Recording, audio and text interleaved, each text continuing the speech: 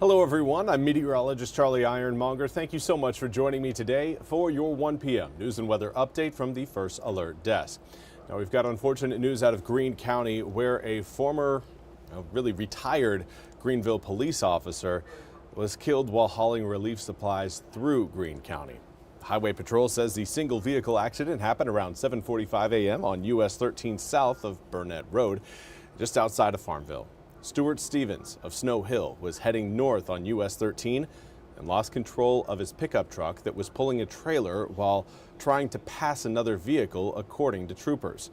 The pickup truck ran off the road, hit a ditch, and overturned. The 60-year-old man died at the scene.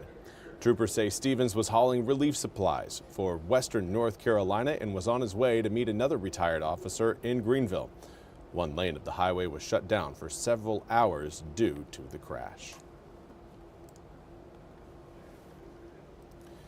And in other news, coming up tonight, we've got WITN's Eastern North Carolina High School football game of the week. And this week, it is Jacksonville taking on New Bern. Sure, again, you watch local high school football teams battle it out each Friday night at 7 p.m. with pregame coverage beginning at 6:50 p.m. Again, this week, the Jacksonville Cardinals take on the New Bern Bears. WITN streaming platforms include WITN.com, the WITN News smartphone apps, and the WITN News Smart TV app, which can be found on Roku, Apple TV, Fire TV, and Google TV. ENC High School Football Game of the Week is sponsored by Kellum Law Firm, 264 Shoes and Apparel, and Superior Metal Structures and Concrete, LLC.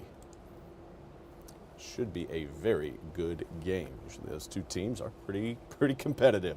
Let's take a look at your weather forecast now. If you are maybe heading to the game, you're looking at pretty nice conditions for it. But before we get into the conditions tonight across eastern North Carolina, I do want to touch on the tropics. While Imelda and Umberto no longer being tracked by the National Hurricane Center, we do have a few other spots we are paying attention to, none of which have a very good chance of developing into a tropical system over the next 48 hours. But this swath of water you're seeing essentially from the central Atlantic all the way to kind of rubbing up against the eastern Caribbean has a 40% chance of tropical development over the next 7 days. Over the next 48 hours, that chance is a 0% chance. But again, over the next 7 days, that's going to be an area that could get a little bit more activity.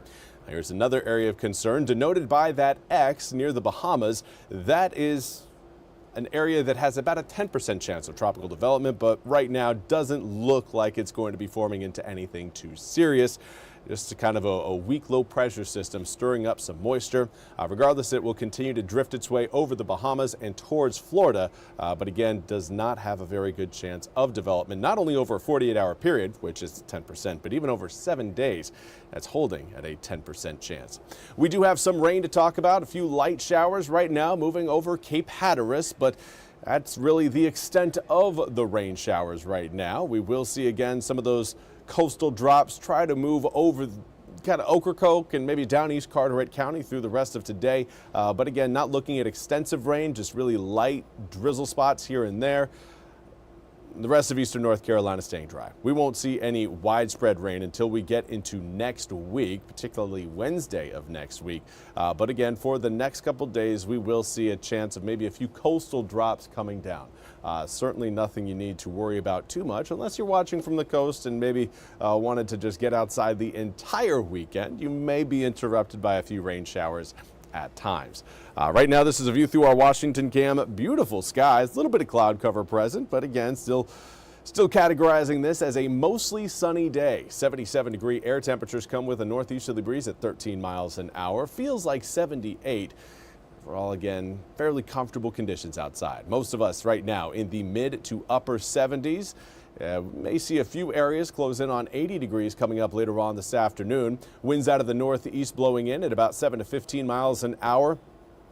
Down from yesterday in terms of wind speeds, but we'll continue to see those wind speeds relax even more as we head through this upcoming weekend. Zooming the picture out a little bit further, you can see, okay, we've got a big area of high pressure over the center of the country, and around that high, we've got several areas of low pressure.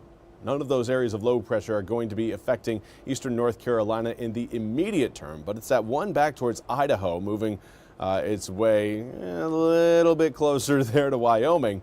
That's the system that, again, will give us a better opportunity for rain showers coming up over the middle of next week. Coming in on Wednesday, another area of low pressure will be developing on the south side of that cold front, and that's what will power some thunderstorms moving into the east as we head through your Wednesday evening to Wednesday night. Right now, doesn't look like we're going to be seeing any sort of severe weather threat, but that can certainly change depending on the timing and speed of that incoming cold front. 81 degrees on Wednesday, drops to 72 on Thursday, and then we'll slowly see our temperatures climb as we head through the tail end of next week and head into the upcoming weekend. For now, this weekend, low 80s, mostly sunny skies, with just a slim chance of a few coastal raindrops coming down.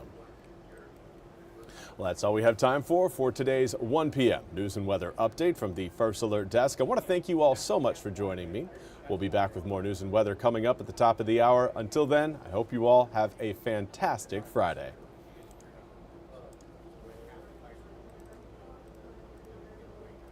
This hour of the WITN First Alert Desk is sponsored by Supreme Choice.